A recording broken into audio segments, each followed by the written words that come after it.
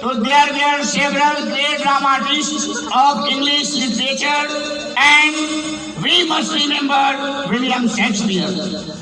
William Shakespeare dramas like Othello, King Lear, Macbeth, The Merchant of Venice, Othello,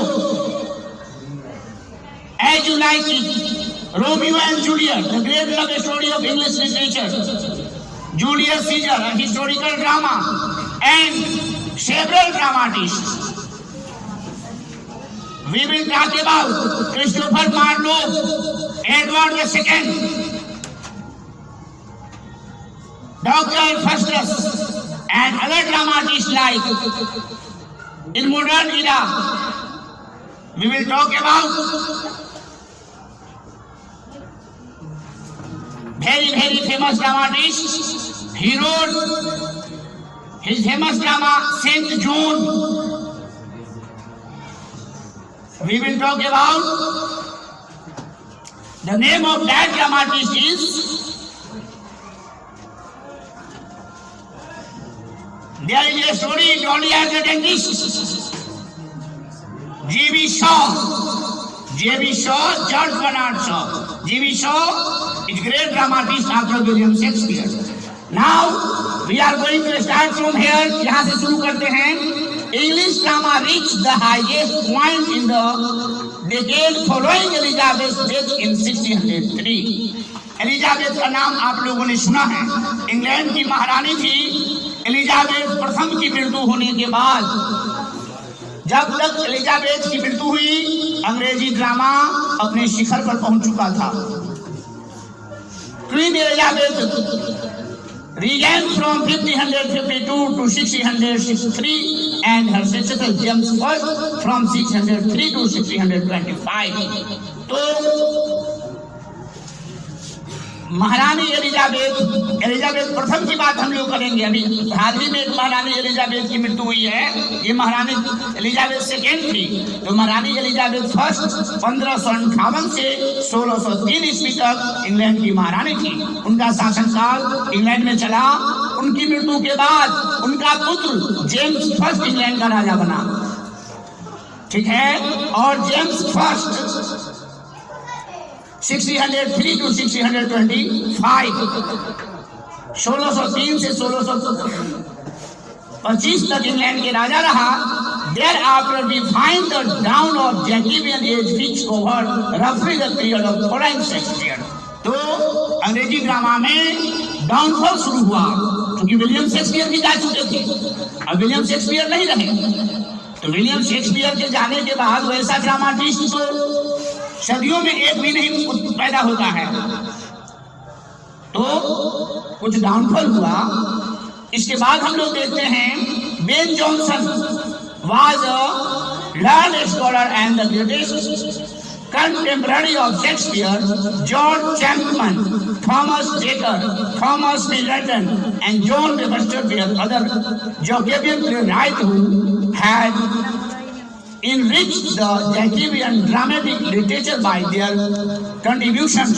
ये जो dramatist जिनका नाम मैंने लिया है, इन लोगों ने भी अपना महत्वपूर्ण योगदान इंग्लिश ड्रामा के क्षेत्र में दिया है. With the reference of Charles II in the year 1660, all the theatres were reopened in England. Actually, the break between 1642 and 1616 was not complete for entertainment of one kind or another has continued. बीच में जो theatre थे उनको बंद कर दिया गया था. लेकिन जब इंग्लैंड के राजा बने चार्ल्स सेकेंड, अभी भी सौभाग्य से इंग्लैंड के राजा का नाम चार्ल्स ही है, लेकिन ये दूसरे चार्ल्स थे. तो चार्ल्स द्वितीय जब इंग्लैंड के राजा बने, फिर से थिएटर को स्टार्ट कर दिया गया. फिर से ड्रामा का मंचन शुरू हो गया. याद रखिएगा, nor were the older writers forgotten. पुराने जो ड्रामा के जो राइटर थे उनको भूला नहीं गया. ये हमें ध्यान देने की आवश्यकता है. It was in comedy that the restorations of earlier excellence, the comedy of the restorations and varied, but it was the works of the writers either Welshly and conveyed as the one distinguished with the comedy of manners was evolved. और इस समय comedy drama हास्य नाटक की शुरुआत की हुई। अनेक प्रकार के हास्य नाटक की रचना शुरू हुआ। आगे बढ़ते हम लोग। The drama of the 18th century didn't reach the same high level as the novel. 18वीं शताब्दी में ड्रामा को वो सम्मान नहीं मिला क्योंकि उसका जगह नोवेल ले चुका था। लोग उपन्यास पढ़ने लगे थे, थिएटर में न जाकर के मोटी मोटी नोवेल्स लोग 5 पन्ना 10 पन्ना 20 पन्ना रोज पढ़ करके इंटरटेनमेंट करते थे। Only Goldsmith and Sheridan made permanent contribution to the English stage. लेकिन Goldsmith एक ड्रामाटिस्ट थे इंग्लैंड के, और शेरिडन, इन लोगों ने अपना कंट्रीब्यूशन ड्रामा के क्षेत्र में जारी रखा। ये जान लीजिए, The Licensing Act of 1737 restricted the freedom of expression by dramatists and drove a number of good men out of the theatre. ध्यान दीजिए, लाइसेंस, ड्रामा का लाइसेंस का जो सिस्टम था वो जटिल कर दिया गया। जब ड्रामा के लाइसेंस का सिस्टम जटिल कर दिया गया तो बहुत सारे ड्रामाटिस्ट इससे दूरी बना लिए, उसकी जिंदगी खतरे में पड़ गई, उसका कैरियर क्या हो गया, बर्बाद हो गया। The drama of the early 19th century was the whole deplorable, the prosperous middle class society had no genuine appreciations of drama as an art. Middle class के जो लोग थे 19वीं शताब्दी में ड्रामा में बहुत रुचि नहीं लेते थे, दूरियां बना लिया। The 20th century showed a talent with which the 19th century couldn't compete.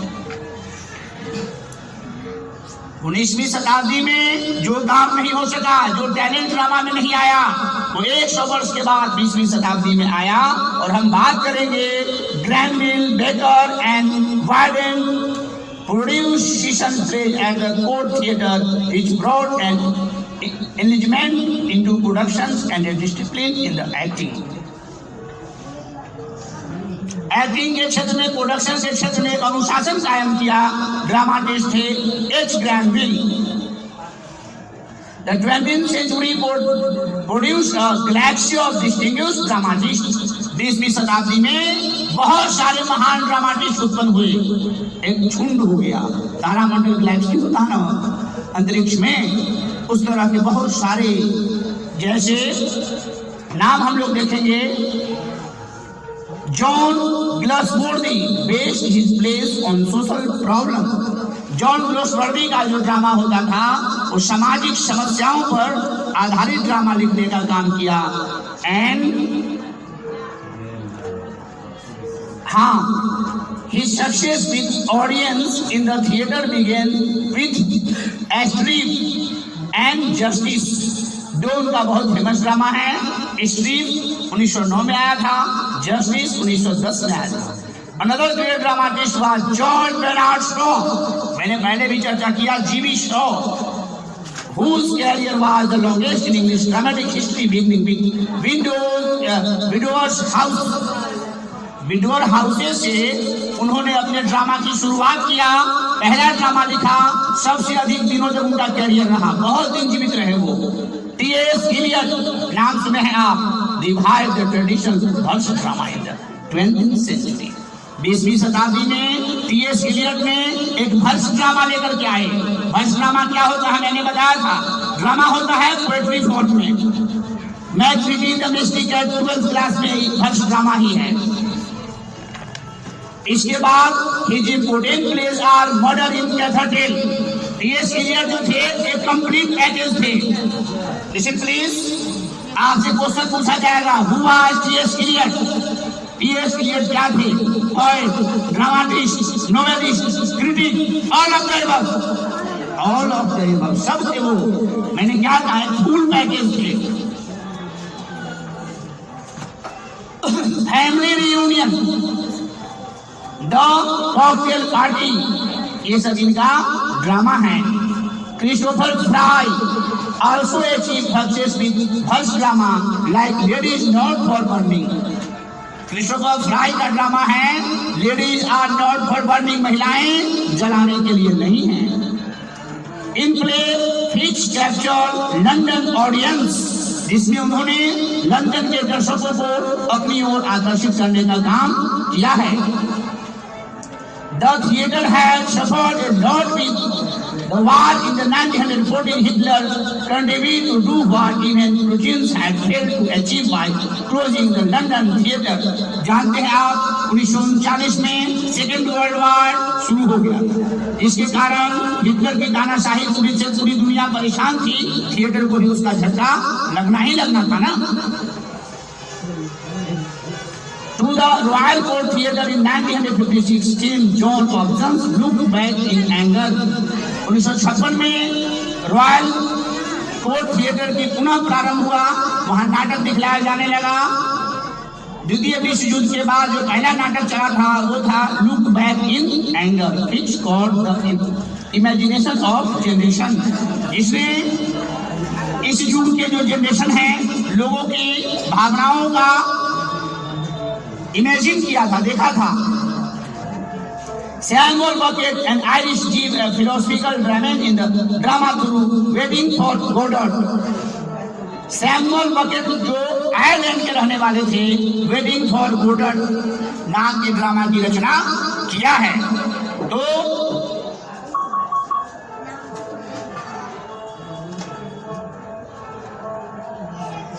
he portrayed philosophical dimensions. He portrayed the philosophical dimensions to world drama. Oh my God. He, देखिए लाइन चेंज हो गया, छूट रहा है line.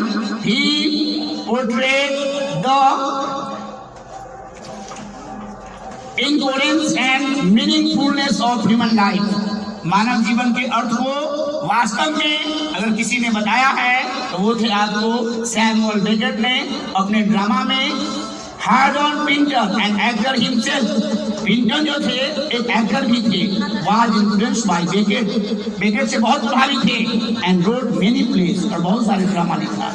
The home coming present the picture of broken family ties. Home coming टूटे हुए परिवार को फिर से जुटने की घटना है।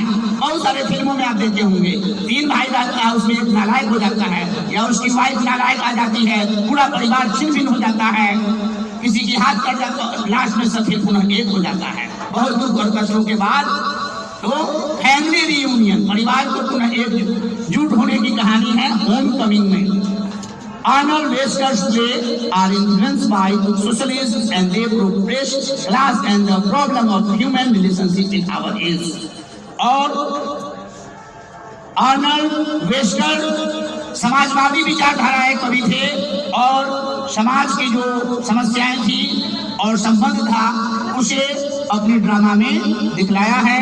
हम लोगों ने पढ़ा ब्रिटिश ड्रामाटिस्ट में इम्पोर्टेंट ड्रामाटिस्ट को और बहुत सारे ड्रामा के बारे में। अब हम लोग देखेंगे अमेरिकन ड्रामाटिस्ट।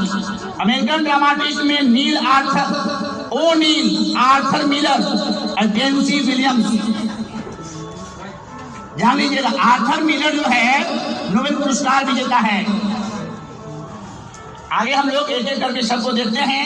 इससे पहले आप लोग जरा इसको रिमाइंड कर लीजिए, कहीं कोई प्रॉब्लम है तो देख लीजिए। पढ़ो बुक।